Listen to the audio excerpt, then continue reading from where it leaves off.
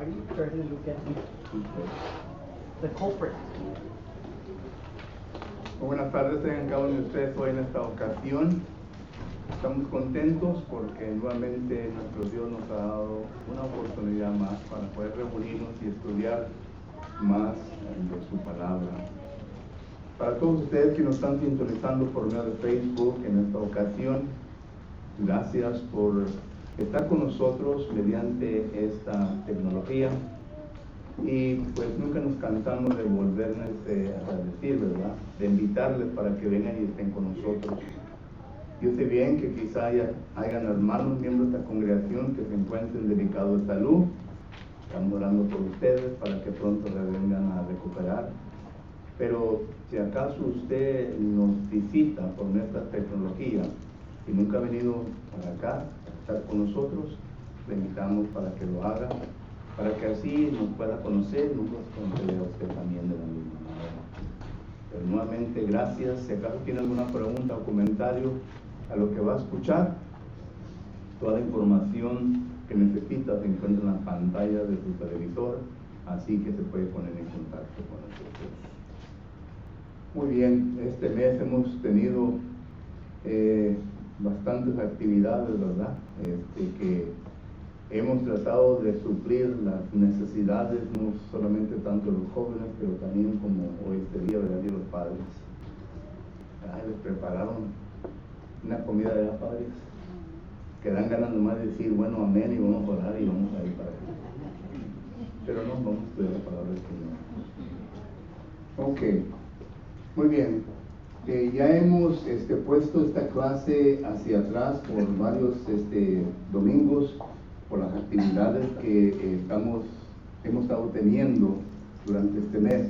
Y hablando de actividades, hermanos, allá atrás se encuentra un domingo por la tarde, estamos estudiando equipándonos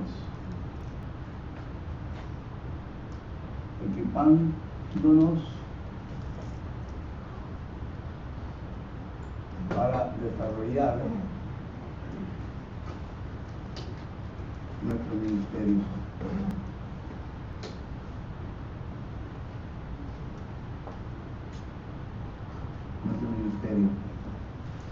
Y déjenme dar un breve repaso, porque miro varias caras nuevas, ¿verdad? Para que estemos en la misma página. Hemos estudiado solamente una clase de estas lecciones y hemos visto concerniente al inicio de la iglesia de Cristo. Y pongo la iglesia de Cristo porque en Mateo, capítulo 16 y versículo 18, es Jesucristo que dice, de cierto te digo que tú eres Pedro, y sobre esta roca edificaré mi Cristo, iglesia. Es singular, no es plural. No dice voy a establecer mis iglesias, dice voy a establecer mi iglesia, solo que es la iglesia de Cristo. Y claro que la iglesia, ¿verdad?, se refiere a la gente, al cristiano, ¿okay? Aquellos que son obedientes al Evangelio. Y claro que no me voy a meter tanto en esto, ¿verdad?, pero para que tengamos una idea. El inicio de los obedientes al Evangelio de Cristo. Y miramos nosotros que esto, ¿verdad?, primeramente empieza en Hechos capítulo 2 y versículo 1. Desde este momento en adelante ya no estamos viendo la iglesia como algo que habrá de venir. Es decir, desde el Antiguo Testamento hasta Hechos capítulo 2 y versículo 1, la iglesia se promete. ¿Ok? Una promesa que va a venir. El día de Pentecostés se cumple esa promesa. Desde este momento en adelante ya se viene a usar la palabra iglesia como algo establecido. Ya se ve hacia atrás. ¿Ok? Pero que a eso me estoy refiriendo cuando digo en Hechos capítulo 2 y versículo 1, el establecimiento de la iglesia. Pero como toda cosa, sabemos bien de que Dios es un Dios de orden. Primera de Corintios capítulo 14, versículo 40, dice que Dios es un Dios de orden. Y si es un Dios de orden, entonces Él ya tenía todo organizado concerniente a la iglesia.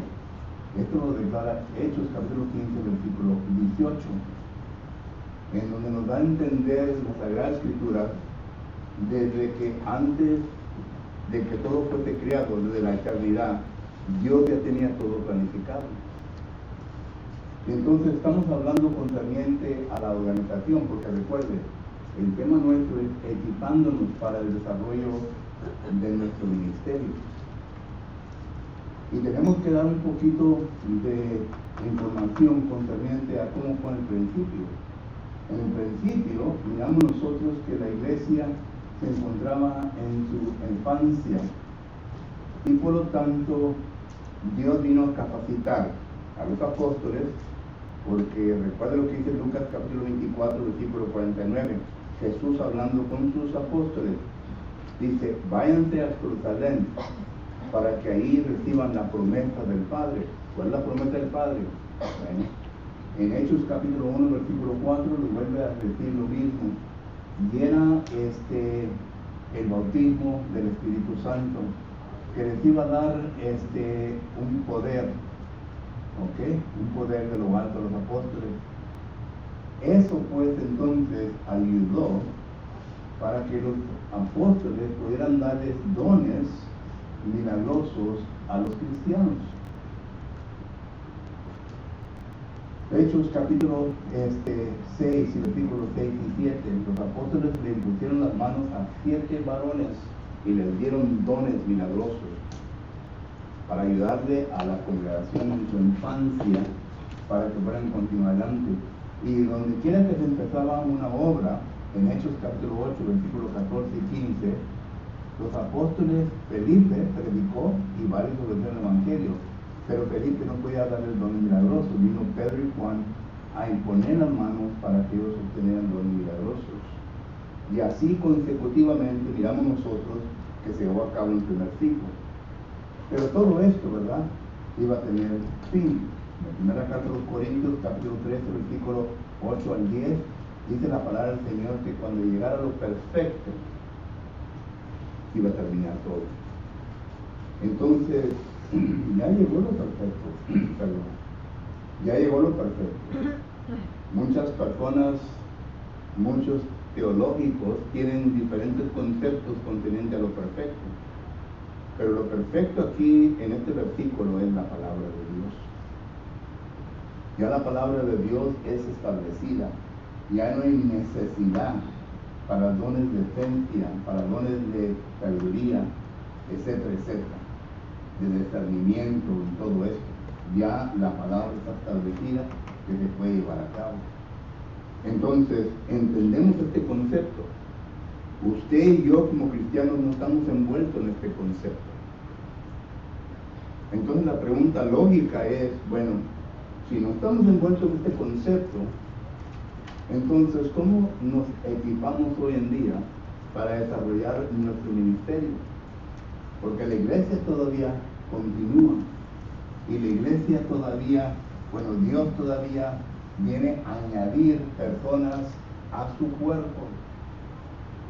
Y la primera clase que estuvimos viendo, miramos nosotros, lo ponen aquí punto de verdad, miramos nosotros que los que Dios viene a añadir a la iglesia, Hechos 2:47, y pueden también poner Tito, capítulo 2, versículo 14, pueden poner Efesios, capítulo 2 y versículo 10.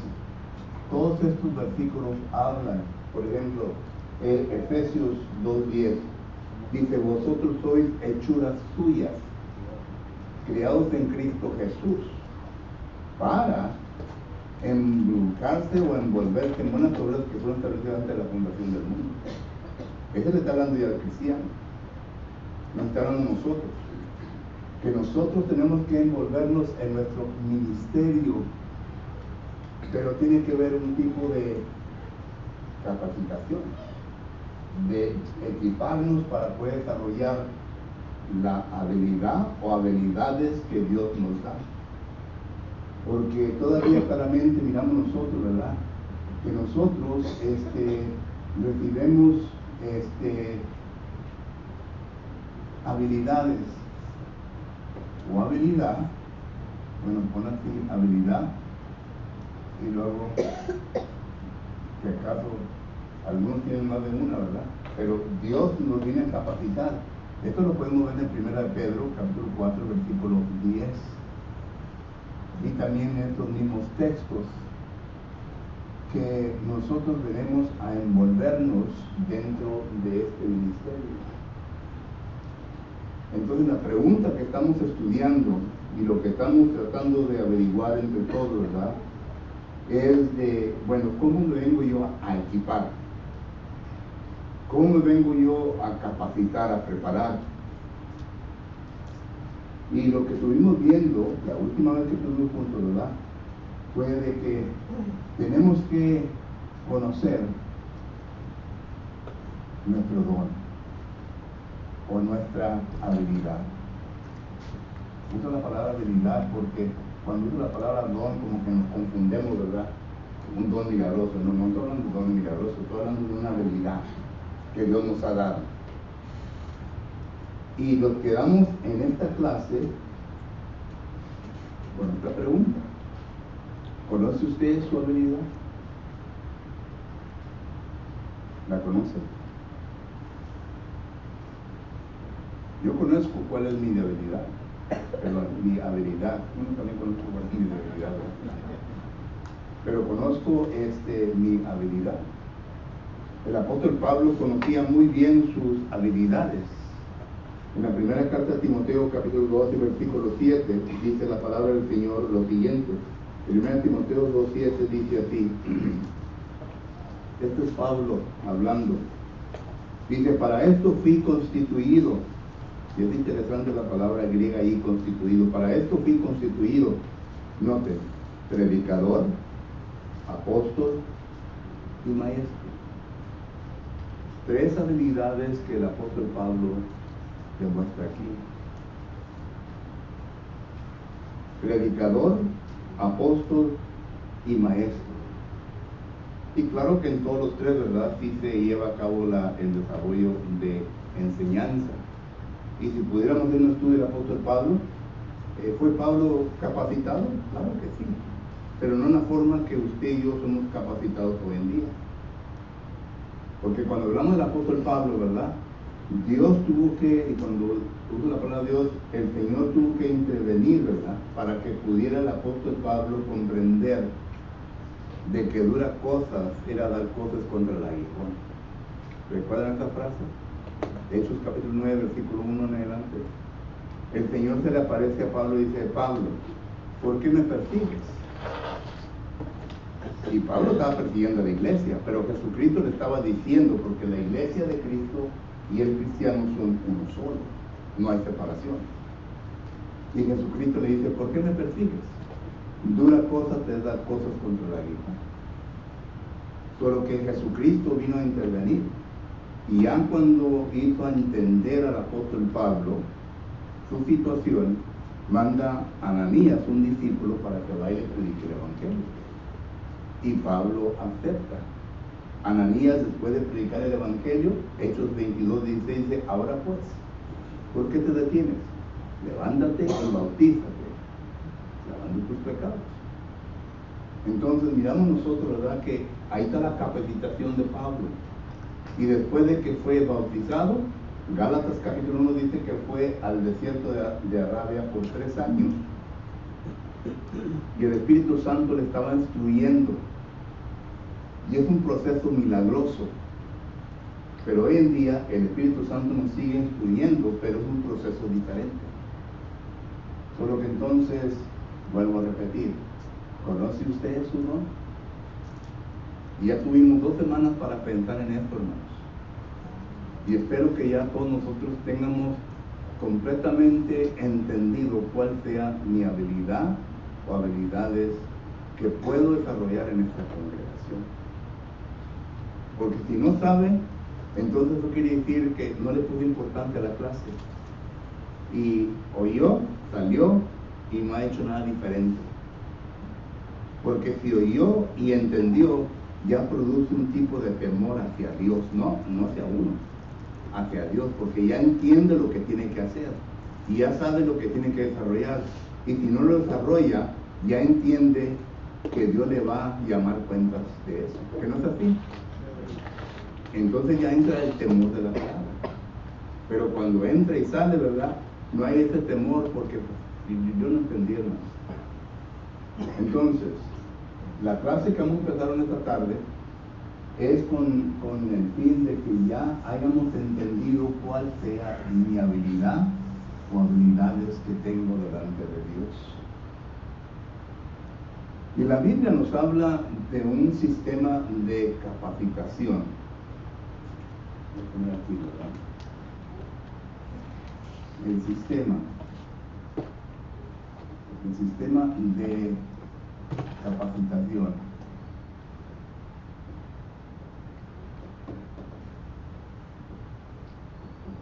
Hay varias palabras que en el Nuevo Testamento entendemos nosotros que nos viene a inferir, nos viene a demostrar la capacitación. Usa las palabras griegas. La primera palabra es la palabra paideia, que es la palabra disciplina.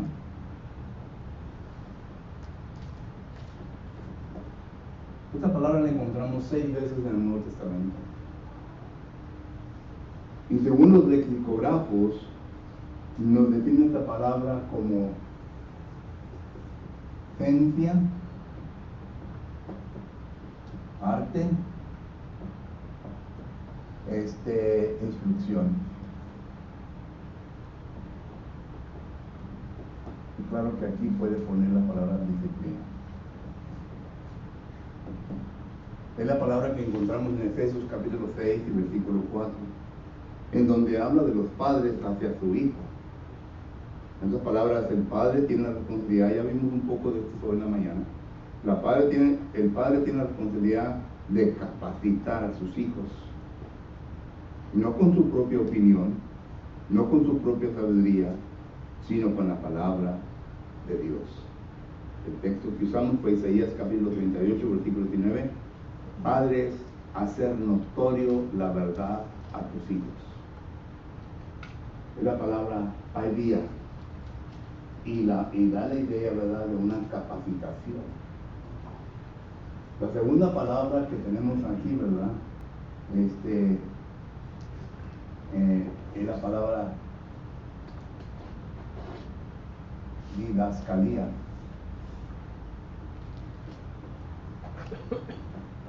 Esta es la palabra instrucción. Instrucción. También se usa, la va a ver en doctrina. La palabra didascalía quiere decir lo recibido del didáscalo. El didáscalo es el maestro. La didascalía, ¿verdad?, es la enseñanza o la doctrina. Y otra vez con el fin de ¿qué? Bueno, de capacitar.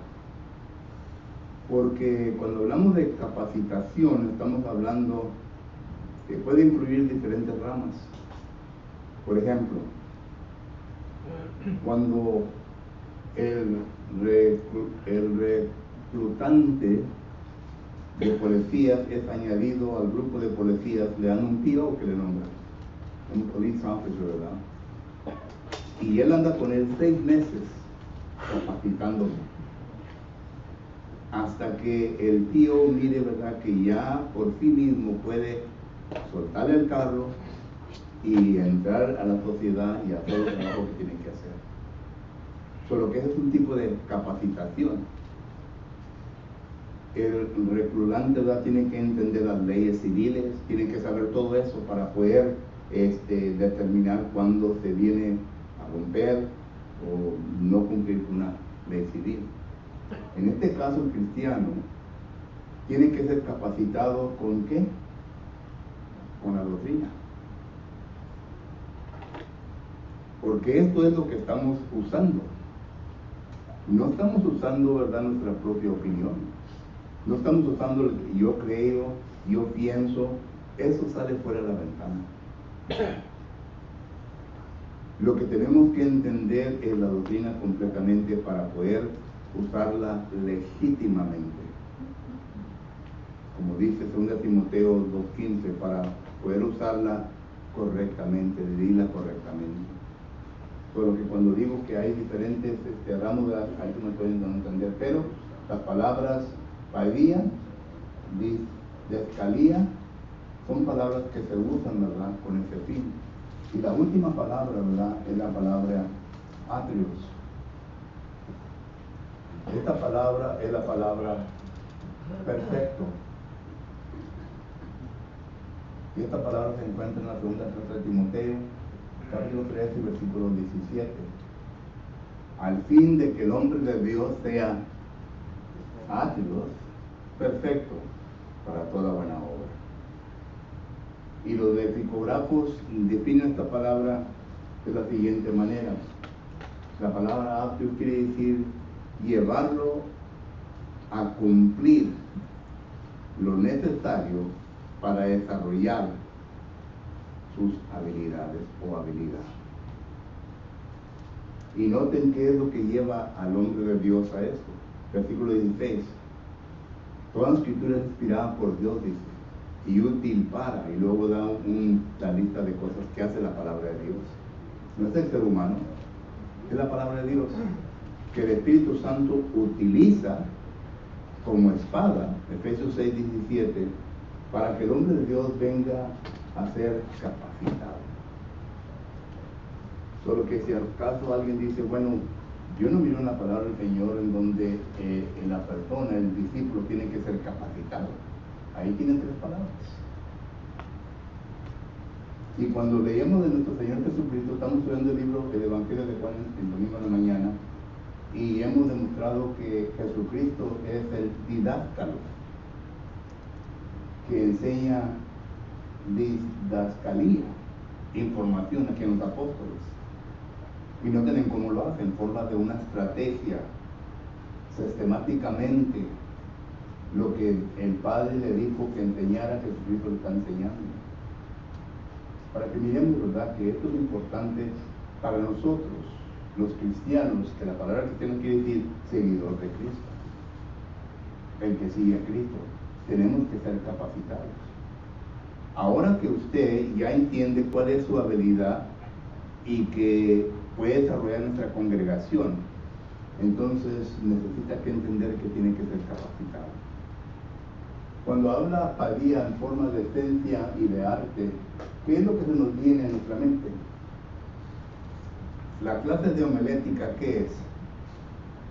Es una esencia para poder desarrollar clases bíblicas y predicar.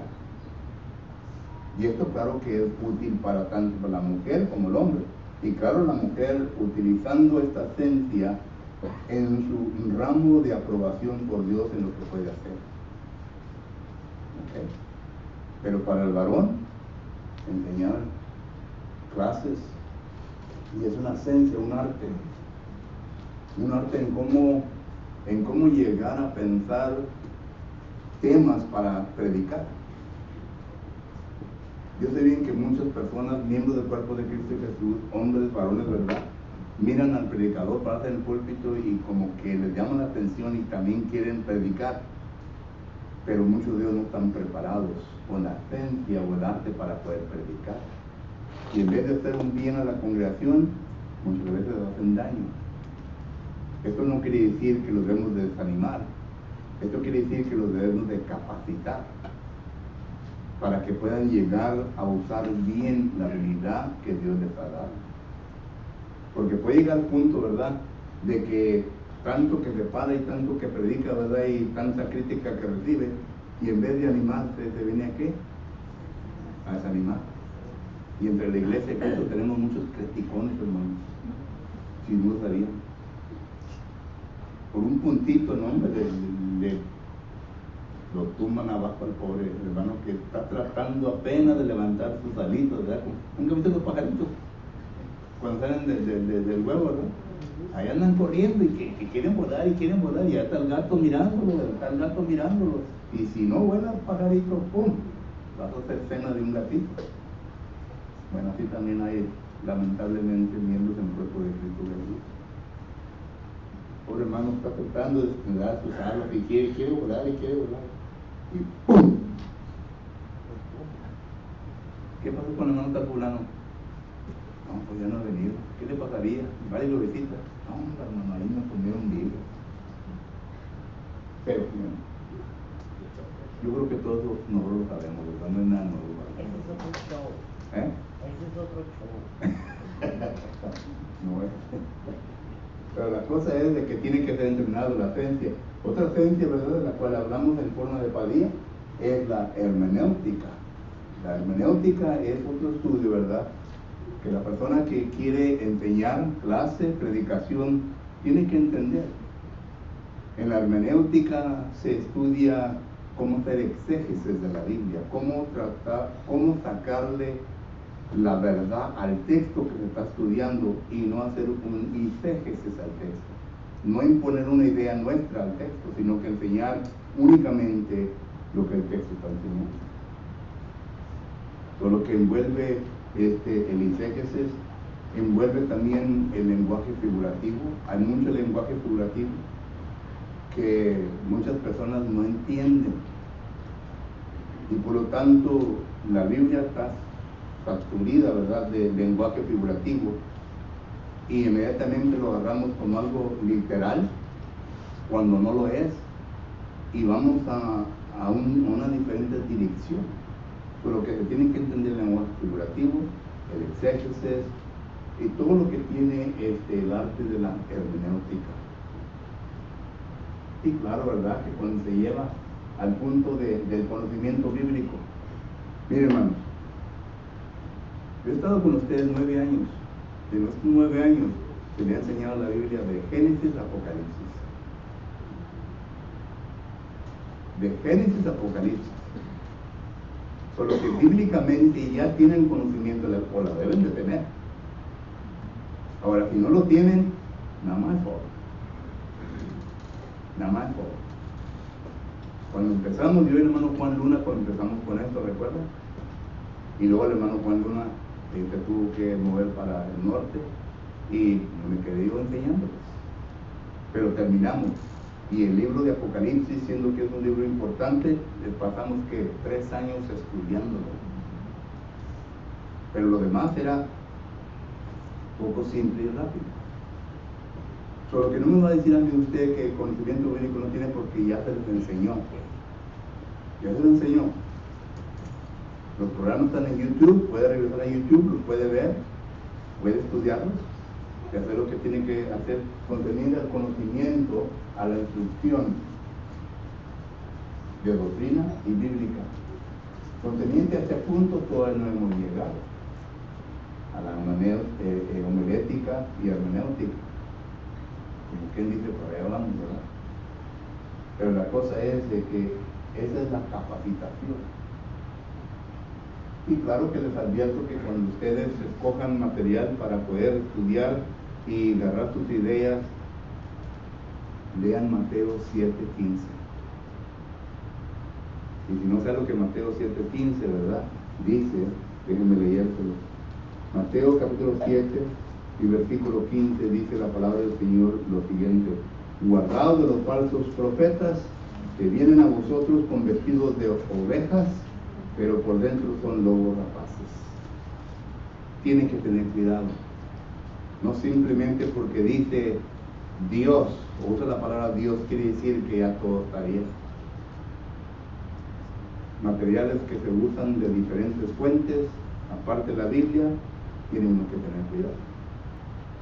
Versiones de la Biblia tienen que tener cuidado. Hay una versión de la Biblia que está saturada con el calvinismo, y esa es la versión International Version, la en inglés. Está saturada.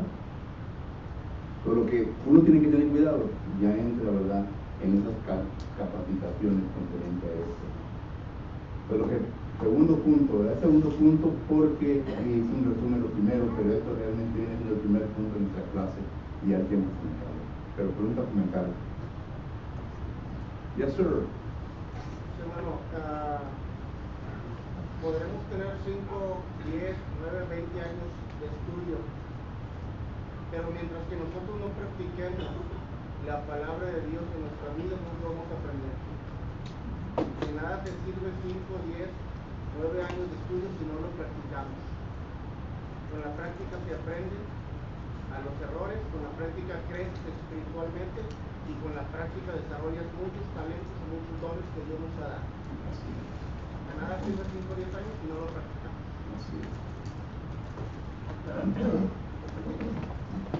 Dígalo, Rodrigo. Estoy practicando, tratando, bueno, y si lo practico, pues tiene que, es perseverancia. Cuando está pasando por un punto oído, tenemos que perseverar.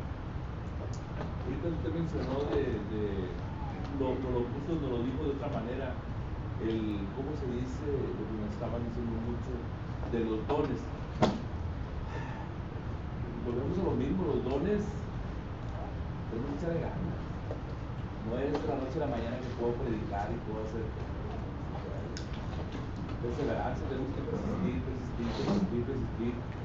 A veces uno está cantando, se cae porque se le va al aire, o está predicando, ¿verdad? Y tiene que descansar un poquito porque para agarrar aire, pues, y a la cosa, como dice el hermano Juan, ¿verdad? Hay que vivirlo, y por algo dijo Pablo, no me cansaré de decir lo mismo, ¿verdad? Aunque uno no lo quiera.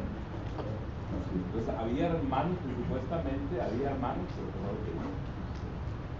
Sabemos de todo en la viña del Señor. Le doy gracias a mi hermano Raúl Cepeda porque está en una clase ya, está enseñando los primeros rudimentos, los primeros principios, ¿verdad? Pero tiene uno que venir, tiene uno que aprender. Hay algunos que todavía no se sienten la conciencia de orar, se está enseñando esa clase. Y hay otras cosas que se van a enseñar. Y esos buenos clases así, ¿verdad? Caen bajo de esta capacitación. No tiene que ser, no tiene que ser yo el que doy la clase, los hermanos aprendan. Solo que es un equipo, trabajamos en equipo. Y esto nos lleva a la segunda cosa, ¿verdad? ¿Quién es lo que Dios ha escogido para capacitar a la iglesia? Y eso lo vamos a estudiar en la próxima semana. ¿Pero alguien más? ¿No tiene que ser, hermano?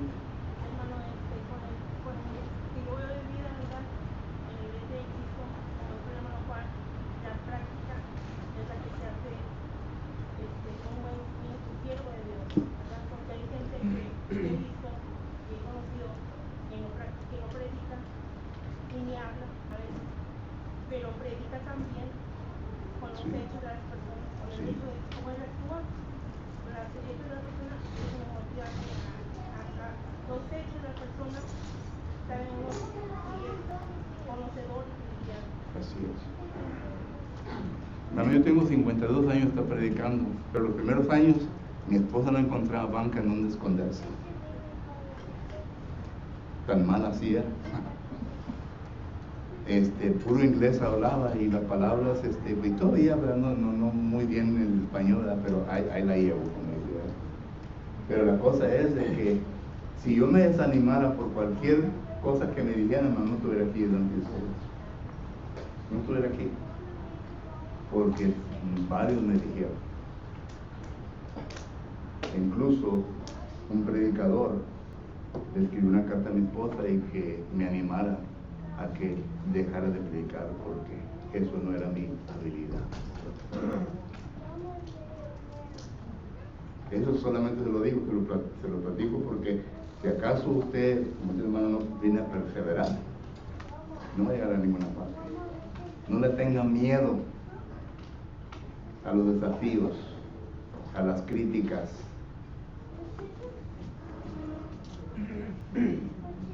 Y siga adelante. Pone concha de tortuga para que pueda seguir adelante. ¿Alguien más? Muy bien, entonces terminamos nuestra lección porque el tiempo nos acabó, hermanos, pero la próxima ocasión que nos vengamos a juntar,